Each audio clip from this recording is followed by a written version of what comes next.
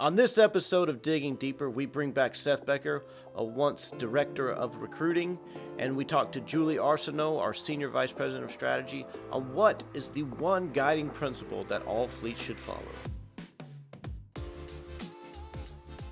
So the three of us worked on your R Square presentation a lot. Yes. We try so many things in recruiting, and we talk about them all in here, but what is the kind of the simple guiding principle that helps us make all our decisions clear? Right. Do you think we found it? I don't know that there's an answer to that question, but I think we got close. Yeah, there's a good answer. Go ahead. In your presentation, you're like, I have the answer. So you've given this presentation like 4 times. I have. So it comes down to timeless principles, especially in times of chaos, in times of rapid change. It's falling back on those timeless principles that we know work. Yeah. So I guess what I mean by is maybe those are 3 of the principles that were mentioned in that presentation, but it's not all inclusive. And Does maybe that make sense? Maybe it needs a little more context. Like when we say one guiding principle, like when you're marketing, and recruiting and marketing are so similar, you think of it in terms like, should I be on TikTok? Should I be doing retargeting ads? Should I be on Facebook? How should I use Facebook? And there's no real guiding principle that makes it easy to make all those decisions. Yes. So the presentation did narrow it down, and it is the thing in the current situation we're in now that I think will produce the results that people are needing. Yeah, but why don't we go ahead and just say, what would you say is the guiding principle for all recruiting truck drivers? It's be the easy choice. So reduce efforts, make it as easy as possible for a driver to seamlessly move through your process. And then it ties back to both emotion, it ties back to logic, but all those things guide. If we use those to guide the decisions we're making, the driver will want to be part of that. It's a very seemingly self-evident principle, right? Right. But how do you think, can you list, let's see if we can riff off ways in which we know, because I know, Julie, you talked to our driver advisory board. Let's see if we can riff off some ways in which fleets probably think they're being the easy choice, but they're clearly not being the easy choice. Okay, well, here's one that I hear about, and I know that this comes up when you're talking about training recruiters, is they'll be like, well, we require 3 years experience. Somebody calls them with 2 years experience, and they're like, oh, sorry, you don't qualify, bye. Right. And like, we're being easy. Like, we just immediately let them go and like told them that was it. But for the driver, it's putting an emotional barrier between them and that fleet that then taints your reputation. So all of a sudden, you're not known as being the easy fleet. You're known for being difficult. You're known for being rude.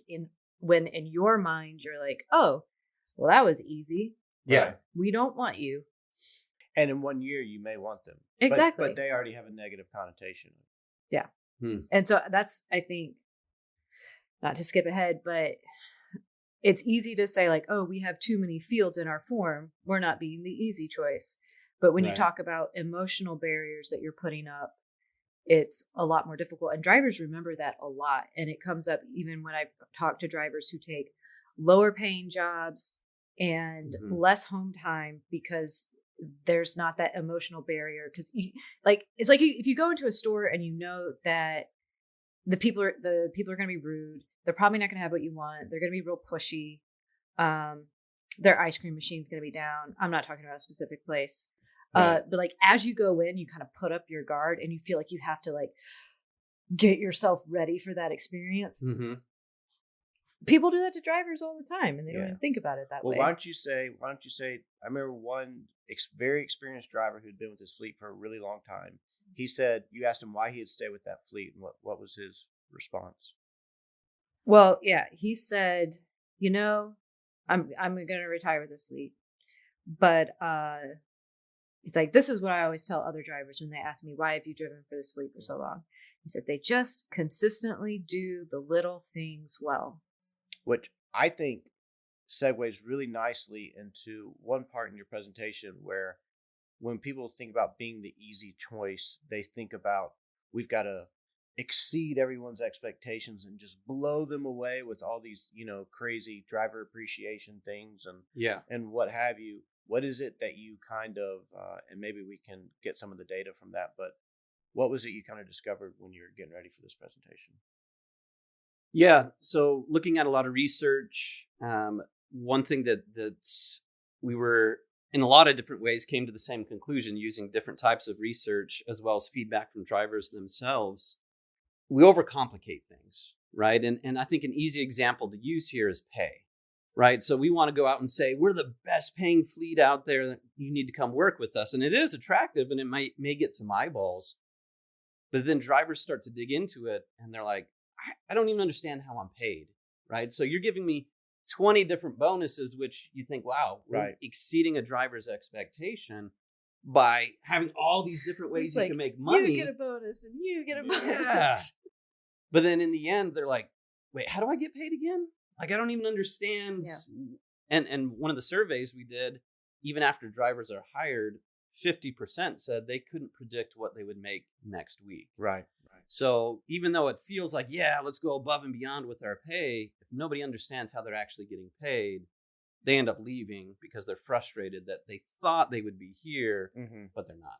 Yeah. And then one of the big things that I remember, kind of the biggest takeaway from me, even as a marketer in your presentation, was this idea that, and it dovetails so nicely with what this driver said, is I need to consistently meet expectations. I don't have to constantly look to exceed expectations.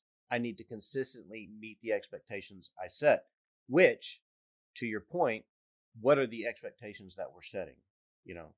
So what are expectations that fleets set that they're probably not even aware of, if that makes sense?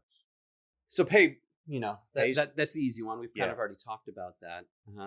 But things like equipment, where, hey, we have brand new trucks. Yeah. Well, but what they failed to mention is only their long-term tenured drivers are the ones, which they should, getting those trucks. Right. It's not that new hire. Getting that brand new truck. And every time, just even little things like that, every time you fail to meet expectations. So we're not even talking about exceeding expectations. Once again, every time you fail to meet base expectations, that's a negative experience that's adding up into how a driver feels about your fleet. Yeah. Well, I actually have a news story about this from a driver I was talking to last week. So last time I talked to her, she'd just gotten a new dedicated route. The hours to me sounded awful, but she was super excited about it. She's like, dedicated route, making money. So a month later, I talked to her and she was driving somewhere else. And I was like, well, what happened to that last run you were doing? And she's like, well, I'm one of the more experienced ones. So they pulled me to do this other load and then they pulled me to do this other one and they gave it to somebody else. And like, she had been so excited that she had kind of nailed that promotion and then she was being punished for experience. Yeah. But a lot of it was just the disappointment of like, she had that expectation and then it was pulled away from her. And like, she's a super loyal driver. Like, she's not the one you want to be setting up for disappointment. Right. All right, so another big element was the idea when we talked about being the easy choice was reducing friction. What are some simple ways that fleets could be reducing friction? Maybe even friction they're not even aware of. Yeah, so some easy steps are, and we talk about it all the time, but it is easy. Go through the process yourself. By going through your own process, you'll find redundancies where you're like, hey, we asked the driver for this information here, and then later in a different conversation, we asked for that same information. Or they already put it on the short form here, now we need it on the full application. So it's finding little things like that the driver's going to get frustrated with because they're like, how many times are you going to ask me for this, right? So that's just one example of, hey, go through the process yourself. You'll start to uncover some of those things. One thing that we ran into with our truckers news surveys, and I think we're probably going to mention this in about every episode this season, is that 83% of truck drivers knew they were going to quit a job by orientation alone. Right. Why? What is going on? Oh, well, we'll go back to what's not going on. Right? Yeah. That experience not meeting expectations. Right. Mm-hmm. Right. So what types of expectations would a driver have going into orientation? And I don't think they're expecting to go in and on day one be told, here's the 50 different ways you're going to get fired. Well, even right? before that, they're not expecting to, because I've heard this story multiple times where they pull up and they're like, hey, and somebody runs out of the building. Instead of being like, welcome, Seth, they run out to be like, drivers can't park here. Right. And like, that wasn't what they expected after the recruiter's been telling them how excited they are this whole time. Yeah. Yeah. I mean, little things like that where even printing up name cards like, hey, we're expecting you. Like, we've got a packet ready for you. Makes a driver feel special, as opposed to they show up and they're like, oh, we didn't even know you were coming today. Well, and kind of back to your point of like, you don't necessarily need the wow moments. You just need to meet expectations. You don't have to have like a parade and balloons and a name card, but like know who they are, be expecting them, tell them where they should go. Yeah. Yeah. Good point. From a that kind of also segues nicely into this idea of along the reducing friction line. We're kind of talking more about non-technological things, sort of, but COVID kind of changed it to where a lot of orientation was remote and, something you could do online. What are other technological things that fleets should be looking into to reduce effort for drivers? One thing that we looked at and we talked about in that presentation was we looked at 20,000 calls generated by ad campaigns. Right. And then what percentage were actually answered? And it was only 42%, which is mind-blowing when you think about that cost per call, that only 42% of them were even answered. Just to clarify, that's not the drivers answering 42% of 20,000 phone calls. That's drivers calling 20,000 times and they only get answers less than half. That's right. Yeah. Yep, exactly. So And then polling drivers, texting is catching up very quickly. Right. Mm-hmm. But depending on the survey, phone calls are right up there with, if not still slightly ahead of texting. Yeah, so drivers are saying we prefer to speak on the phone, but then we're only answering the phone 42% of the time. You're not making it easy on the driver. Well, so when he asks, like, how does technology remove friction? And you're like, answer the phone. Right. Well, yeah. Yeah. We're on the cutting edge at this show. Yeah. Now listen, but one way technology is being used is to get the driver on the phone faster. Right. But then, is it really serving its purpose if, we got that driver on the phone, but nobody was there to pick it up? You're talking about like our Connect sequences where the driver's like, I'm interested, and it sends them a text message and says, hey, we're going to call you in 2 minutes. The phone call's automated. It's like, press 1 when you're ready to speak to a recruiter. Yep. And you've done all of these things to make sure the driver's right there and ready, and then it just goes to voicemail. Exactly. Which is everybody's least favorite technology, I'm pretty sure. Yep. Yeah. Well, I mean, an obvious one, and I'm hoping this one is like the room sharing one that is quickly going out of vogue. But when you're filling out the full app, not having an editable PDF or having to like print it and then fill it out and then fax it back or find a scanner and scan it and then save it as a PDF and then send it back. I mean, come on. Yeah. Yeah. No, I think that has mostly, like you said, that I think we've moved beyond that for the most part. But just because we've removed it on that step doesn't mean we've removed it along all the other steps. Right. Where it's like, the application auto-populates and it's real quick and easy. But then we still need you to, fax a copy of your, or take a picture of your CDL license and your, all these other items that we've still got to upload into our system. Yeah, and we actually did survey drivers on online orientation when we talked about being the easy choice. Mm-hmm. Just pull it back to the North Star. Right. It was about half and half with a slight preference for a lot of it being online. And it was the same for like drug tests of going to a clinic near the driver's house versus doing it at orientation. It tends to be half and half with a slight preference shifting toward the newer options. So if you're going to be the easy choice in all of these different areas, one of the ways to do that is to give the drivers a choice, which a lot of people don't think about. But if you can give them some flexibility, it makes it a lot easier for them. I forgot about the whole drug testing thing because I've heard horror stories there where it's like, hey, just go around that corner right there while we do the rest of orientation. You just go pee in a cup over there. There's a towel to dry your hands off. It's Oh, fine. So well, yeah. It's all the same good. towel everyone else is using. Yeah. But it's little things like that, right? I mean, it's Yeah. the experience that just thinking through that experience, Right. and putting ourselves in their shoes and saying, I mean, we all cringe at the thought, but Yeah. but it's happening. Well, and there's also like when we say like be the easy choice and all these things that you should do for drivers. I know there's a segment of people working for fleets that are like, we have always done it this way. Drivers have been fine. Like, it's a rough and tumble industry. If you're not Right. tough enough for it, maybe this is not for you. And I think one, like, well, do you still need drivers? Yeah. But two, one of the drivers I was talking to, and he's very experienced, he's getting close to retirement.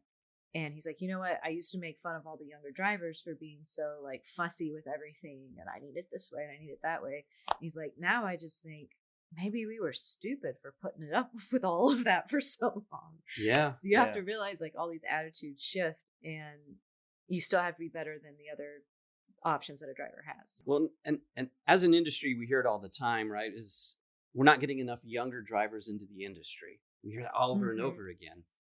And it's funny because the industry has been very traditional. Like, we've always done it this way. And it is an older generation still, the average age of a driver. But if we want to attract younger drivers, we can't continue to do it the same old way. Right. And the answer is not more TikToks. I mean, maybe that's part of it. Yeah. But it's mostly about creating a seamless experience where they feel taken care of and respected and making yourselves the easy choice. So it is a career that they want to do. Not just making your fleet the easy choice, but making trucking an easy choice as well. Yeah. Yeah. And something else, as you mentioned that came to mind was something else we looked at was just the number of times drivers are being reached out to for opportunities. And I don't know, I can't think of honestly a great example. So to me, that means there's a big opportunity out there, but of a fleet that makes it easy for a driver to digest that information, narrow it down to the things that are most important to them, and make a decision, right? So if they're getting called by 20 different fleets, and they're trying to, let me grab my notebook and jot down a few notes. When it comes time to decision time, what fleet made it really easy for them to make that choice versus, I kind of jotted down CPM for a bunch of fleets and I don't remember which one was which. So how can you make even that information gathering step easier for the driver and narrow it down so it's like, I'm going to go with this fleet because they recognized what I truly cared about and just made it super easy to narrow it down to them. Yeah. So let's kind of do a conclusion recap type thing here. So our goal when we all sat down to come up with this topic for R Squared, we said, what is the one guiding principle that all fleets should follow? Well, go ahead. Before that, we said things have been real crazy. What do we need the most? Right. And so then it's like you need a timeless principle. Right. Because it's, you're always going to have to change with technology and times and the way people are and freight and all these things are a constant shift. So what's the timeless principle? And so why don't you give us a recap and what you believe you discovered is the timeless principle and what it means for fleets? Yeah, so the timeless principle here is regardless of the chaos, regardless of the changes, the crisis that we're in, people are still going to gravitate towards, it's human nature, right? The path of least resistance. And so if we're making it easy for an individual to choose to work with us, we're doing things along that entire journey that reduces friction. Right. And simplifies the decision-making process. That was probably a lot of words when you asked me to simplify it, but be the easy choice. Yeah. Make it easy every step of the way. Right. Well, I think that's probably good. I think we covered about everything. Anything else you think we need to cover? Or are you going to address the fact that we have the same last name? Pure coincidence. We're not married. It's good.